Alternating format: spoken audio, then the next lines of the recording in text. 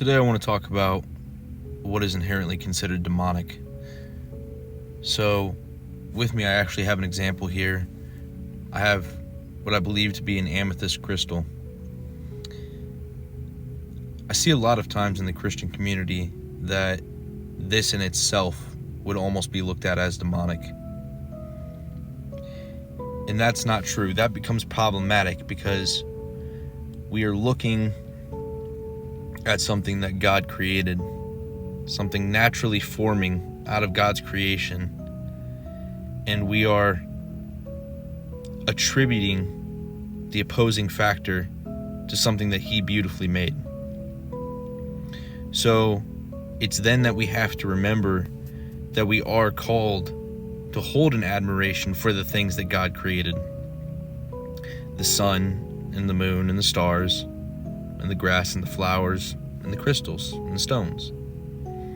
But then we ask ourselves, at what point does that admiration become demonic? And that's when you put a level of authority over those things. When you allow yourself to believe that those things can provide for you in a way that God cannot, which is just not true, because God is the only one that can provide all things. So when you look at people who don't just collect these for the objective purpose of just admiration of its beauty, but rather because they believe it provides some sort of a healing for them, or they rely on things such as zodiacs, and they align certain things like the charting of stars, or perform certain things under seasons, under the moon. I mean, you hear all sorts of different types of spiritual practices, I suppose you could call them. And I suppose that's when you would consider it demonic, is when you are attributing any sort of faith to it that performs outside of the worship of God. So, now there is a situation in which these things do have their benefits to them, such as nature provides medicinal purposes. And I do believe that that's what God created them for. That's what God intended its use to be for us. Not just to admire its beauty, but also to make use of it in all the ways that we can. Even things that we cut from stone.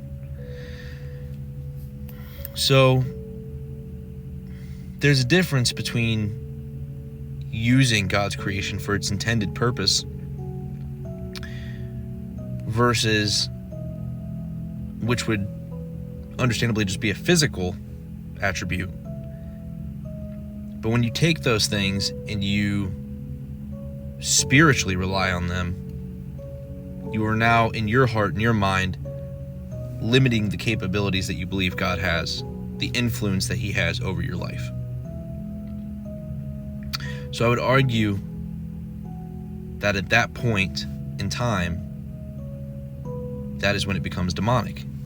And when people say that they see results off of those things, that they see those results off of the meditations, and they see those results off of the healing practices that they use the crystals for, and they see the results off of the zodiac alignment that they read their charts off of, or that they see results off of performing this certain act under the moon, or using and mixing a certain herbology to create a certain tonic. When they say that they see those results,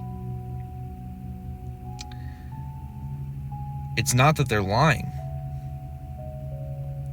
I bet to some degree they do believe they are experiencing those things that they say they are. But we have to ask ourselves, if they're not drawing that power from God, where are they drawing it from? And we know that if it's not from God, it's the opposing force, which is demonic.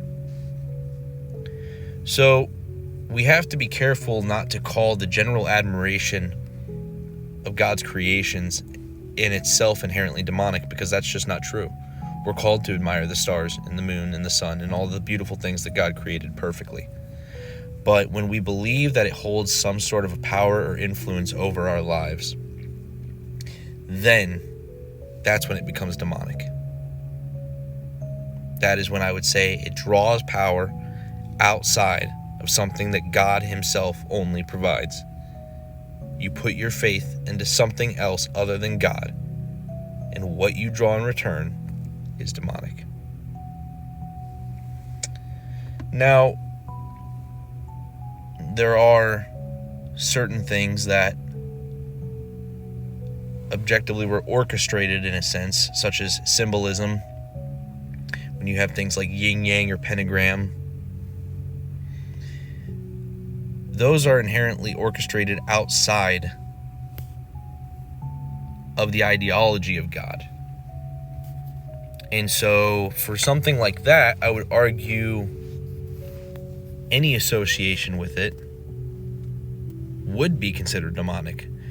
But it's not the idea that the symbol itself is inherently what becomes demonic. It's the influence of its intended purpose. What does it stand for? What was it created for?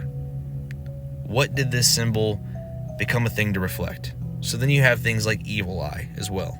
I see that necklace quite often. And so, although you may admire the design of it, it's not naturally formed. These are things that were human-made.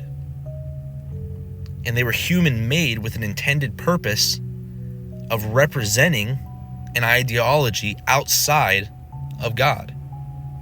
So when we see something that is inherently created to represent something outside of God, I would argue that representing that on yourself at all would be partaking in the act of something I would consider demonic. So there's a very big difference between something that God created, naturally forming, such as this crystal, using it for its intended use, admiring it in a natural way.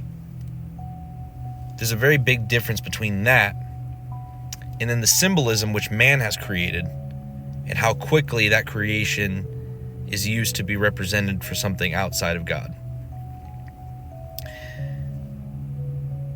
It's just important to remember those lines and to set those boundaries for ourselves, to understand that so we don't accidentally fall into the errors of human ways of trying to find something else to rely on other than God.